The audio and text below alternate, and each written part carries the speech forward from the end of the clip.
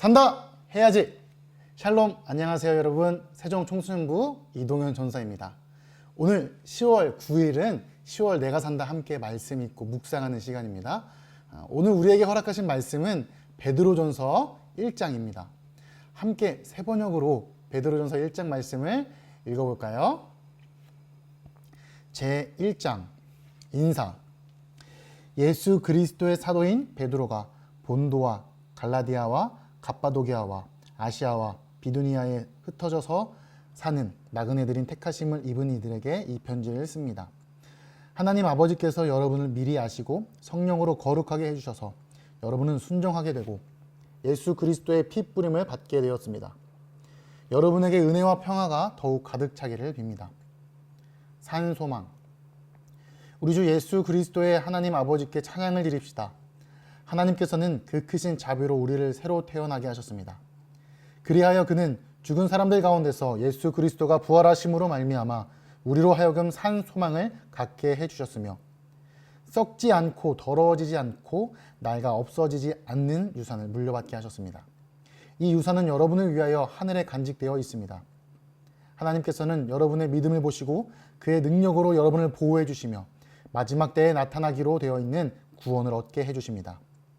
그러므로 여러분이 지금 잠시 동안 여러 가지 시련 속에서 어쩔 수 없이 슬픔을 당하게 되었다 하더라도 기뻐하십시오. 하나님께서는 여러분의 믿음을 단련하셔서 불로 단련하지만 결국 없어지고 마는 금보다 더 귀한 것이 되게 하시며 예수 그리스도께서 나타나실 때에 여러분에게 칭찬과 영광과 존귀를 얻게 해주십니다. 여러분은 그리스도를 본 일이 없으면서도 사랑하며 지금 그를 보지 못하면서도 믿으며 말로 다 표현할 수 없는 즐거움과 영광을 누리며 기뻐하고 있습니다. 여러분은 믿음의 목표, 곧 여러분의 영혼의 구원을 받고 있는 것입니다. 예언자들은 이 구원을 자세히 살피고 연구하였습니다. 그들은 여러분이 받을 은혜를 예언하였습니다. 누구에게 또는 어느 때에 이런 일이 일어날 것인지를 그들이 연구할 때에 그들 안에 계시는 그리스도의 영이 그리스도에게 닥칠 고난과 그 뒤에 올 영광을 미리 증언하여 드러내 주셨습니다. 예언자들은 자기들이 섬긴 그들이 자기들을 위한 것이 아니라 여러분을 위한 것임을 계시로 알게 되었습니다. 그 일들은 하늘로부터 보내주신 성령을 힘입어서 여러분에게 복음을 전한 사람들이 이제 여러분에게 선포한 것입니다. 그 일들은 천사들도 보고 싶어하는 것입니다. 불러주심에 따르는 거룩한 생활. 그러므로 여러분은 마음을 단단히 먹고 정신을 차려서 예수 그리스도께서 나타나실 때에 여러분이 받을 은혜를 끝까지 바라고 있으십시오. 순종하는 자녀로서 여러분은 전에 모르고 쫓았던 욕망을 따라 살지 말고 여러분을 불러주신 그 거룩하신 그분을 따라 모든 행신을 거룩하게 하십시오. 성경에 기록하기를 내가 거룩하니 너희도 거룩하라 하여라 하였습니다. 그리고 사람을 겉모양으로 판단하지 않으시고 각 사람의 행위대로 심판하시는 분을 여러분이 아버지라 부르고 있으니 여러분은 나그네 삶을 사는 동안 두려운 마음으로 살아가십시오. 여러분은 조상으로부터 물려받은 여러분의 헛된 생활 방식에서 해방되었습니다. 여러분도 아시지만 그것은 은이나 금과 같은 썩어질 것으로 된 것이 아니라 흠이 없고 티가 없는 어린 양의 피와 같은 그리스도의 귀한 피로 되었습니다. 하나님께서는 이 그리스도를 세상에 창조되기 전에 미리 아셨고 이 마지막 때에 여러분을 위하여 나타내셨습니다. 여러분은 그리스도로 말미암아 하나님을 믿고 있습니다. 하나님은 그리스도를 죽은 사람 가운데서 살리시고 그에게 영광을 주셨습니다. 그래서 여러분의 믿음과 소망은 하나님을 향해 있습니다. 여러분은 진리에 순종함으로 영혼을 정결하게 하여서 꾸밈없이 서로 사랑하기에 이르렀으니 순결한 마음으로 서로 뜨겁게 사랑하십시오. 여러분은 다시 태어났습니다.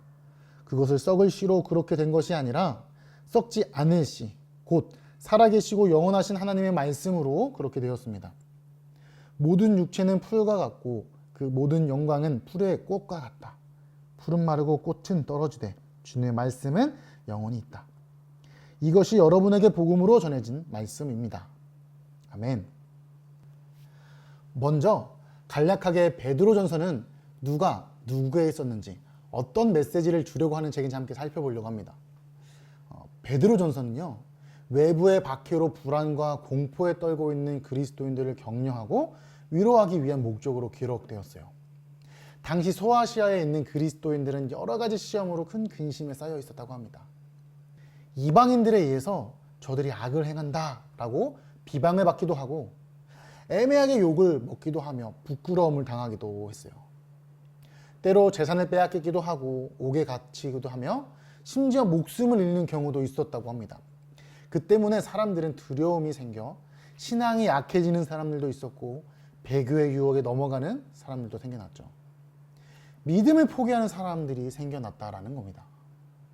그런 그들을 향해 베드로가 지금 당장 당하고 있는 이 시험은 잠깐이야. 그리스도의 재림, 예수님이 다시 오실 그 날이 가까웠고 그때까지 참고 견디면 주님으로부터 칭찬과 영광과 존귀를 얻게 될 것이니 여러분 믿음 안에서 굳게 서십시오 라고 권면하는 내용이 베드로전서의 내용입니다.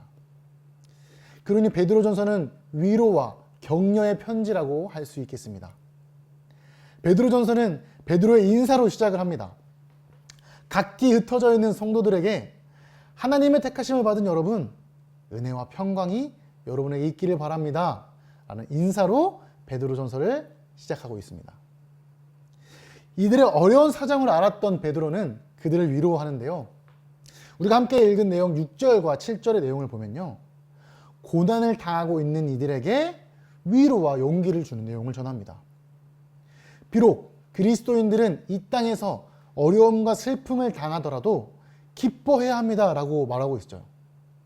그 이유로 첫 번째, 우리에게 닥친 이 시련 영원한 것이 아닙니다 라고 말하고 있어요. 이 땅에서 예수 믿는 그리스도인들이 잠깐 동안 겪는 고통은 우리가 받은 영원한 행복과 영광에 비교할 수 없다라는 거예요. 둘째로 그리스도인들의 그 고난은 오히려 좋은 결과를 가져다 준다라고 이야기하고 있습니다. 그러면서 이들을 격려하고 위로하고 있어요. 여러분 혹시 우리도 나의 삶을 어렵게 하고 힘들게 하는 어떤 일들이 있지 않나요? 그런 일들은 지금 당장 우리에게 마음을 약해지게 하기도 하고요. 우리를 그 슬픔 속에 가둬두는 것만 같은 느낌을 받게 하기도 합니다. 그런데 이런 시련은 절대 영원한 것이 아니기 때문에 우리가 시련이 찾아올 때 잠깐은 근심하고 힘들어할 수 있지만 다시 기뻐하라고 이야기해주고 있습니다. 왜냐하면 이런 시련과 고난은 오히려 우리 그리스도인들에게 더 좋은 결과를 가져다 주기 때문이라고 말이에요. 우리에게 찾아온 어려움으로 잠깐 힘들어할 수 있지만 그것에 우리는 오랜 시간을 아파하고 힘들어할 필요가 없다는 것입니다. 여러분의 삶에 어려움이 혹은 어떤 시련이 찾아오셨나요? 그것은 절대 영원하지 않을 것입니다. 하나님께서 우리에게 주실 영원한 것은 어려움이 아니라 칭찬과 영광과 존귀를 얻게 해주실 것입니다. 그것을 믿고 어떤 일에도 담대하게 일어서서 나아가는 여러분 되시기를 축복해요. 한 가지만 더 나누고 싶은데요. 우리가 함께 나눈 22절 말씀을 보니까요. 뜨겁게 서로 사랑하라고 합니다.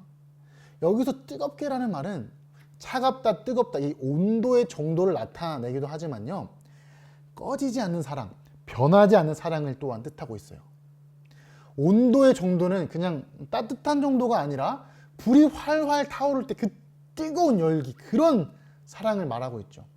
그런데요, 이 열기가 금방 쉽게 식어버리는 게 아니라 꺼지지 않는 뜨거운 사랑을 이야기하는 거예요. 우리는 보통 누군가를 사랑한다고 하면서 쉽게 식어버릴 때가 있지 않나요? 많이 있는 것도 같아요. 어떤 때 우리가 그럴까요? 조금 서운한 일이 생기면 그 사람을 멀리하게 됩니다. 아, 나와 좀 안 맞는 것 같은데? 아, 저 행동은 내 마음에 안 들어. 금방 또 식어버리죠. 근데 여러분, 하나님이 우리를 사랑하실 때 그렇게 사랑하셨나요? 우리에게 서운한 일이 생기면 금방 식어버리는 사랑이셨나요? 아니요. 예수님을 십자가에 내어주실 만큼 정말 뜨거운 사랑이고요. 우리를 끝까지 포기하지 않는 그런 위대한 사랑이었습니다. 여러분, 오늘 말씀을 통해 우리에게도 이렇게 도전하시는 거예요. 너희도 그렇게 서로 사랑하라고요. 친구에게, 가족에게, 또 우리 교회 공동체 안에서 서로 뜨겁게 사랑하래요. 서운한 일이, 내 마음에 조금 안 드는 일이 생길 수도 있습니다. 그럴 때 금방 식어버리는 사랑이 아니라 하나님이 우리를 그렇게 뜨겁게 사랑하셨듯이 우리도 뜨겁게 사랑했으면 좋겠습니다. 어떻게 뜨겁게 사랑할 수 있을까요? 어떻게 그 사랑을 전할 수 있을까요? 시험 기간에 서로 잘할 수 있어, 잘하고 있어 라면서도 응원해 주기도 하고요. 실수한 친구가 있다면 손가락질하는 게 아니라 감싸주는 거예요. 교회에서 친구가 어색해하는 모습이 보이면요, 먼저 다가가서 반겨주는 거죠. 여러분의 이런 작은 실천이 사랑의 온도를 더욱 올려줘서 점점점 뜨거운 사랑을 하며 살아가는 여러분이 되게 하여줄 것입니다. 오늘 이 말씀을 기억했으면 좋겠습니다. 하나님이 나를 뜨겁게 사랑하셨으니 나도 친구들을, 부모님을 뜨겁게 사랑해야겠다. 그런 결단으로 힘차게 오늘을 살아가는 여러분이 되시기를 축복합니다.